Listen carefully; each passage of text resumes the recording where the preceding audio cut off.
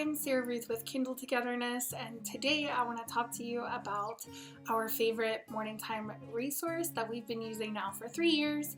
It is A Gentle Feast. So I'm just going to get right into it. This is a resource that we have been really pleased with. We have purchased it now 3 times, so I'm going to show you the cover and discuss how we go about this. Before I get into the actual morning time resources and how it's laid out, I want to tell you that while morning time is really popular in circles where people do the Charlotte Mason method, it's not actually something Charlotte Mason said needed to be done or instructed anybody to do. So it's not technically part of her philosophy, and I have seen families who say it just doesn't work for them, and that's totally okay.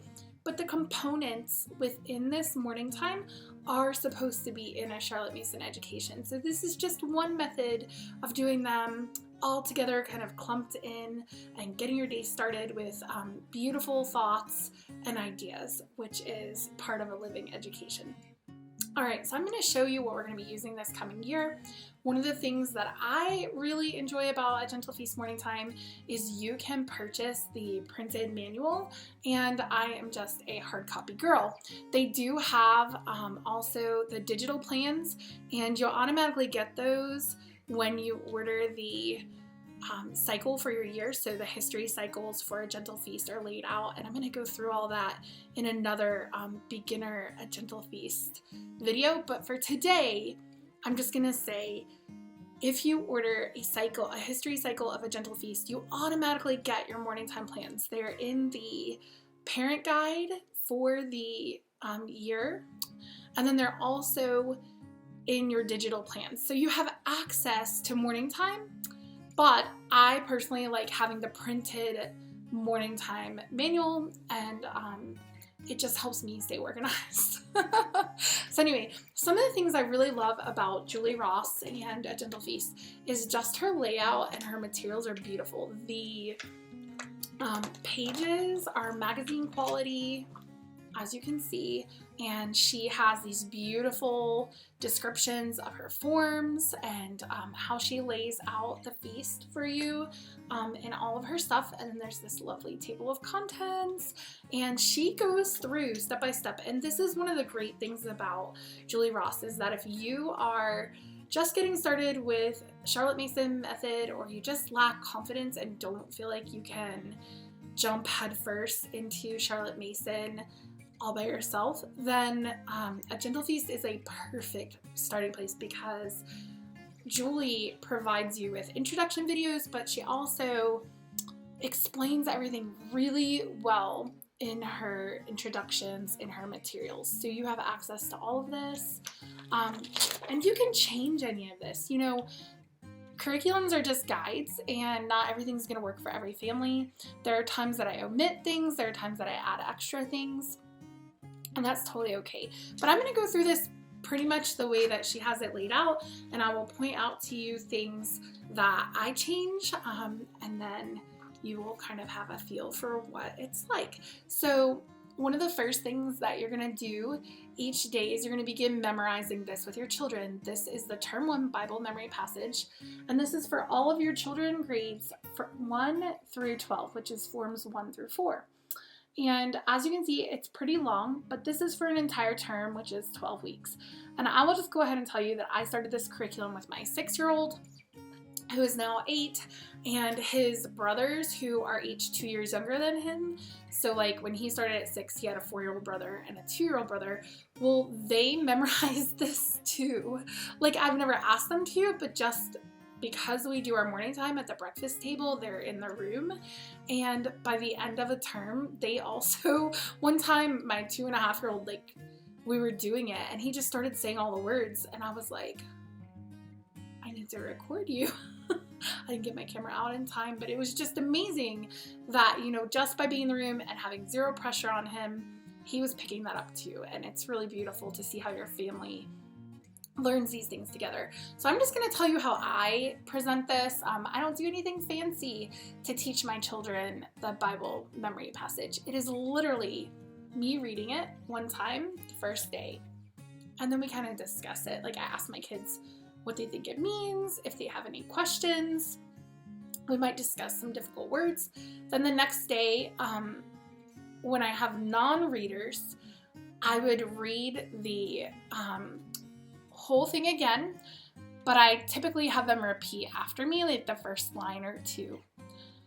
And then the third day, I do the same thing. And then like the fourth and the fifth day and so on, I'll start dropping off words. So I'll read through the whole thing, but like I'll stop. For example, I might say, do nothing from selfish ambition or conceit, but in humility count, and my kids would fill in others, more significant than yourselves. Let each of you look not only to his own, and I would stop and let them fill in. And I would do that throughout the whole thing. And the more they hear it, the more words they'll be able to fill in. Like they might know 3 words after I stop, or 4, or a whole sentence. And then when I have readers, after I've read it for about a week, I actually start switching off with them and letting them read some of it. Or I'll give them their own copy and I'll be reading, but I explain to them they need to follow along, and I will stop and expect them to pick up right where I left off and read. And literally, just by reading the scriptures every day for 12 weeks, they memorize this. It's amazing. And in our celebration at the end of our term, we have a dinner and we invite family and some close friends, and my son is always able to do the whole thing. Another method, if the method I just described isn't for you, is something that I picked up in How to Teach Your Children Shakespeare. He talks about how if you repeat a sentence 4 times, you will memorize it. So you could read Philippians 2 verse 3, do nothing from selfish ambition or conceit. And you could have them repeat it. And you could do that 4 times. And then you can move on. And you could do that each day until you've memorized all of it. Okay, so that's something we actually, in our home, we review daily. We don't actually, we practice that literally every day. So here's the layout of the plans. And as you can see, it's lined up in a grid, and all of Julie's materials are set up this way. So you have your week 1, and she provides, this would be your day 1 Bible reading for week 1, your day 2 Bible reading, your day 3 Bible reading, your day 4 Bible reading, and then day 5 she leaves as choice, which is really nice because we do a 4-day schedule, so it's good to have that open. We always do morning time on Fridays, but we do it differently. And so I will go ahead and tell you that some families have mentioned they don't care for how the readings are set up. Julia set up the Bible readings to, you read through like an entire book in the Bible or half of a book sequentially in a term. However, it's not all like at once. So on Monday, you would read Acts 4. You wouldn't read Acts again until the next Monday. Following Monday, you would read Acts again the following Monday. So it's like once a week you're reading from Acts and you're continuing that storyline. Then day 2, which is Tuesday, you're reading from Joshua. Well, you won't read from Joshua on Wednesday. You will read from Joshua again the following Tuesday. Then you'll read from Psalms on Wednesday. You won't read another Psalm until the following Wednesday. Proverbs on Thursday. You won't read from Proverbs again until the following Thursday. Some families have shared that this doesn't feel like their children can follow the storylines well, especially like in the Old Testament stories or in the Gospels. That's personal choice. Every family is going to be different. My children haven't really struggled much with it, but I am going to be doing some different Bible things this year just because we're going to be following a Jewish year, and so we'll see. It's going to be a little more sequential for them. We'll see if I notice a huge difference. But the way that you teach Bible in morning time in a Charlotte Mason education would be to not give any backstory on the Bible reading, and you literally read directly from the Bible. So you would ask your children if they remember anything from the last reading the day prior, have a quick discussion over that, and then you would begin reading, and you would stop and ask for narration either at the end of the reading or if your children are younger after every paragraph or so. And the Bible, sure, it can have some deeper meaning, but it's designed that even children can understand. And so You will be surprised what your children get out of God's word if you will just present it to them. And I know in our culture, it's really easy to like run to a children's Bible. I would just encourage you to set that aside for another time. There's nothing wrong with having children's Bibles in your home, but for these morning time lessons, I would really encourage you to just lean on his word and read directly from it and see what happens. So you have Bible reading every day, but then you have what's called a beauty loop. And some of you may be familiar with this and some of you may not. But a loop schedule is where you work through different subject areas and then you come back to them again once you've done all of them. So it's not like we're going to do language arts every day this week. It's like on Monday we're going to do language arts. We also need to do math. So on Tuesday we're going to do math. On Thursday we're going to do science. When we get through all the things on our list, we'll start back again at language arts. That's what a loop schedule is, and that's how the beauty loop is set up in this morning time. So beauty loop is hymn study, poetry recitation, picture and composer study, poet study, and fables and tales. And so she has all forms listed in here, so that's really easy to work with, and it's all in here, so like you can see this is week 1. You just go down your list, and I literally use this as though it's like day 1, day 2, day 3, because that just makes life easier. And I do write in my guides. I check off with a light pencil mark.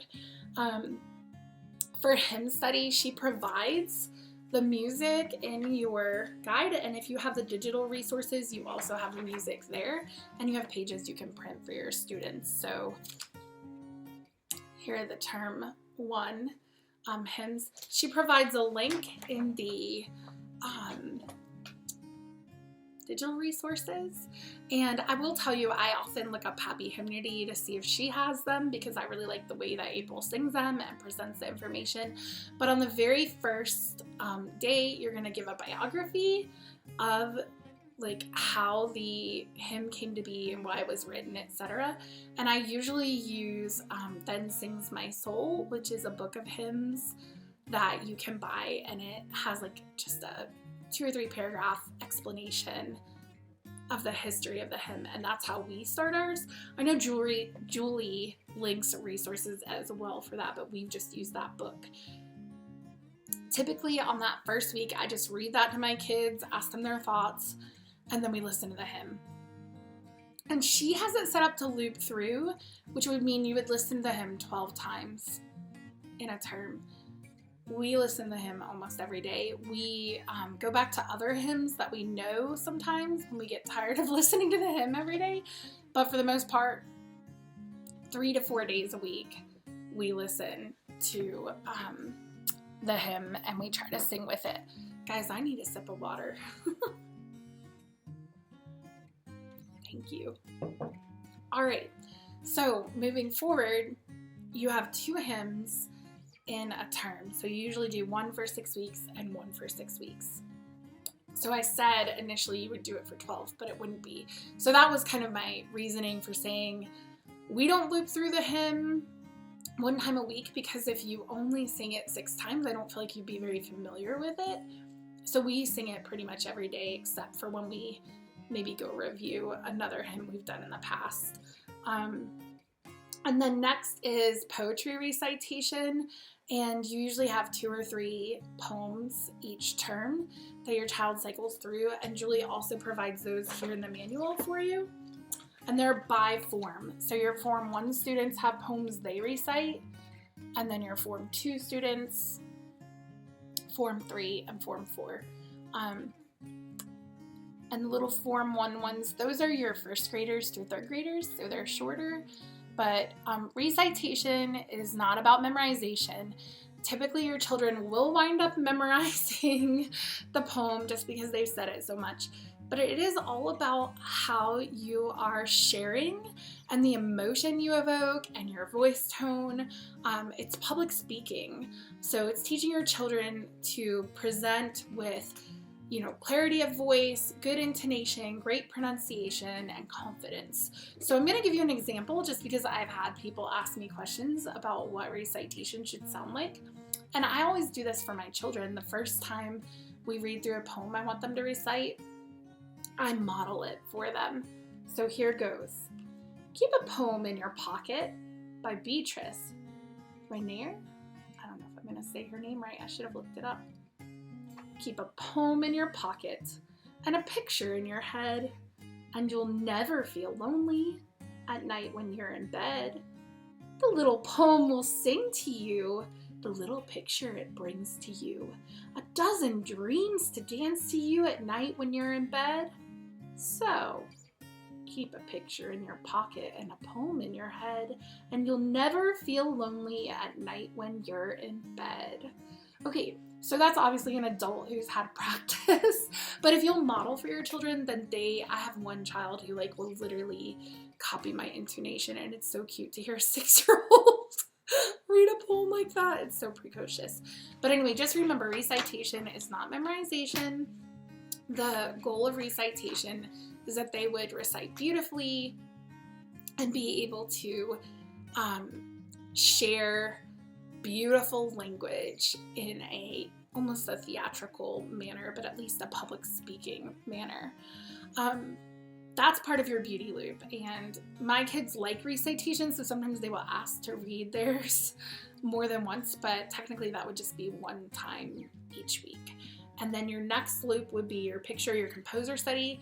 So Julie has this set up where 1 week you do your composer and 1 week you do your artist, your picture study. So each term you have a composer, and then each term you have an artist. And the first week that you do each, you introduce them. There's a biography video linked in the digital resources. So you just let your children watch that. I actually tend to purchase books, and Julie has those suggested too, some good living books. I tend to purchase those and read those to my kids like a little bit each week as we learn about them and listen to their music. But once you've done the biography, Julie has it set up to listen to different music. So 1 week you will listen to the music from your composer, and then the next week you will do a picture study from your artist. I will tell you, when it comes to the composer, I usually don't make my children just sit here and listen to the composer. I actually kind of loop the music throughout our day. So like, it's classical music. It's very nice to have on in the background. Often when we're doing lessons, that is what is playing, is our composer from that term, so that their ears are getting tuned in to the sounds of that composer, and we can begin to recognize who that composer is and what their musical language was. So anyway, that's your beauty loop for picture study and your composer. Then next, you're gonna have a poet study each term, and this is the same for all forms as well. And as you can see, this is Tennyson. I'm gonna tell you how I do poet study because I see that a lot of people have questions about this. The first week is a biography, just the same way that you do composer and artist study, but then you begin to read the poems, and these are like poems that many adults don't have exposure to. And Modern Miss Mason shared an idea that I latched onto and started with my children, and it has worked beautifully for my kids. So when my kids are 6, I am giving them one of these travel journals so that they have all of their little composition books inside. And I have given my sons a poetry composition book, and I cold read the poem. So I remind them who the poem is by. This is a poem by Tennyson. Here's the title. I want you to listen carefully, try to have pictures in your head like a movie while you listen, and then tell mommy your favorite line from the poem. And obviously they may not be able to repeat it verbatim, but this is part of narration, is listening carefully and being able to tell back. So they should be able to tell back enough that you can find the verse. And then when we find their favorite verse that they have a mental image for, with my little ones, I copied it into the book for them, and they drew an illustration. And as they became better at it, they begin to copy their verse in themselves. And I will tell you, this has become something very enjoyable in our family. My kids look forward to it. And it's simple. It doesn't take long. Like, our poet study is less than 10 minutes, you know? But here you can see he started to do his own. But aren't these sweet? I mean, this is an 8-year-old little boy. I just love that he's illustrating poetry. So anyway, this is how we do it in our home. You may find that you don't need your children to illustrate. I just found that this is great. My kids love to look back at these. The other thing is that I didn't mention is that for picture study, I also give my children a notebook in here for artist study.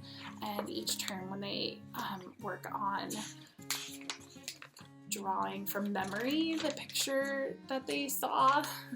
And I know these look a little crude, but you know, these are little children and they're just learning. So anyway, and then the next part of your beauty loop is going to be your fables and your tales. And Julie's done a marvelous job with this. Last year it was many folk tales in the beginning of the year, and my children had just a blast. They were hysterical. The version of American folk tales that she chose was just so exaggerated and funny. They were really wonderful, and we had a lot of laughter during morning time reading them. And then oftentimes the fables and tales, and actually everything in your, one of the things I love most about A Gentle Feast morning time plans is that Julie has lined up your morning time beauty subjects with your history cycle. So let me explain that. This coming year, will be working on her cycle 3, which is reforms, revolutions, and reconstruction. So this is like just after the Revolutionary War, all the way up to Civil War era, and maybe just a little bit afterwards.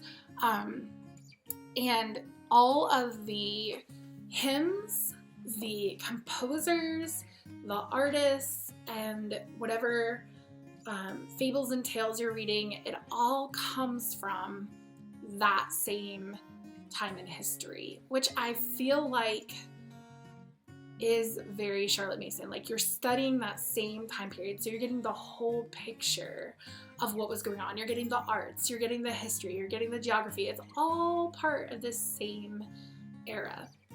So anyway, in a nutshell, that is morning time with A Gentle Feast. You have 4 days of lessons, and then you have kind of a 5th day that is like a choice in there. And like I said, I like that because even if you're doing a 5-day schedule, it gives you a little room to breathe, like play catch up. And it also allows for a 4-day schedule if that works best for your family. So I'm gonna drop links to A Gentle Feast materials in my description, but I hope this was helpful to you.